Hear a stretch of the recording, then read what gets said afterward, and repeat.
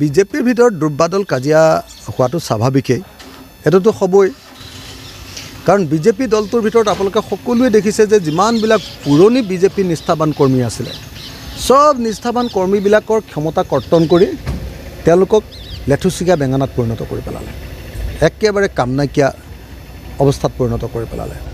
কোনেও মানে এটাও শব্দ বিজেপিৰ ভিতৰতে এতিয়া নিজৰ দলটোৰ আপোনাৰ যোৰহাটত কিয় হাৰিলে এই বুলি কোনেও এটা বাক্যও ক'ব নোৱাৰে।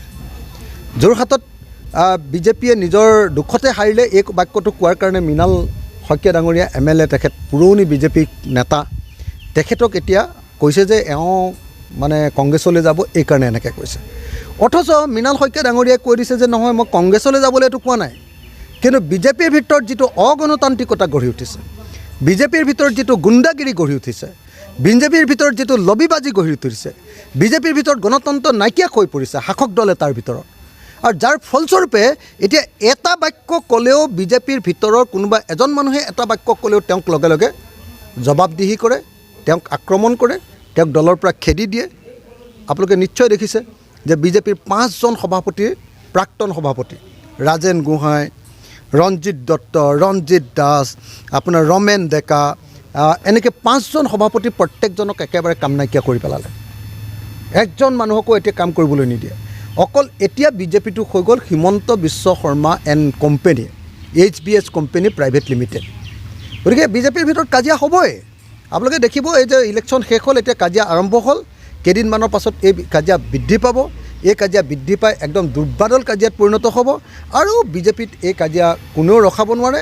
এই অন্যায়ৰ বিৰুদ্ধে পুৰণি বিজেপি কৰ্মীয়ে প্ৰতিবাদ সাব্যস্ত কৰিব আৰু এইটো হোৱাটো স্বাভাৱিক ঘটনাত পৰিণত হৈছে। এইটো বৰ দুৰ্ভাগ্যজনক ঘটনা যে যি সময়ত আজি বিহাৰৰ পৰা JDUৱে কেইবাখনো কেবিনেট মন্ত্ৰীৰ আসন ডিমাণ্ড কৰিছে, কেবিনেট মন্ত্ৰীৰ পদ। যি সময়ত আপোনালোকে দেখিছে যে অন্ধ্ৰপ্ৰদেশৰ পৰা তেলেগু দেশমে একদম দপদপাই কৈছে যে আমাক কামক লাগিব। যি সময়ত আপোনালোকে দেখিছে যে বিহাৰৰ বিশেষ ৰাজ্যৰ ক্ষমতা ঘূৰাই দিব লাগিব বুলি কৈছে, আপোনাৰ অন্ধ্ৰপ্ৰদেশৰ বিশেষ ৰাজ্যৰ ক্ষমতা ঘূৰাই দিব লাগিব বুলি কৈছে, সেই সময়ত হিমন্ত বিশ্ব শৰ্মাই বা আমাৰ অসম গণ পৰিষদৰ সভাপতি অতুল বৰাই এটাও শব্দ কিবা কোৱা শুনিছেনে? অতুল বৰাই বা তেওঁলোকৰ মানুহজনৰ কাৰণে মন্ত্ৰিত্ব লাগে বুলি কোৱা আপোনালোকে এটা শব্দ শুনিবলৈ পাইছেনে? ফণীভূষণ চৌধুৰীৰ কাৰণে। অসমীয়া মানুহবিলাক, অসমৰ নেতাবিলাক ইমান ভীৰু কিয়? দিল্লীৰ ওচৰত ইমান ভয় খাই থাকে কিয়? কিয় কথা ক'বলৈ সাহস নকৰে?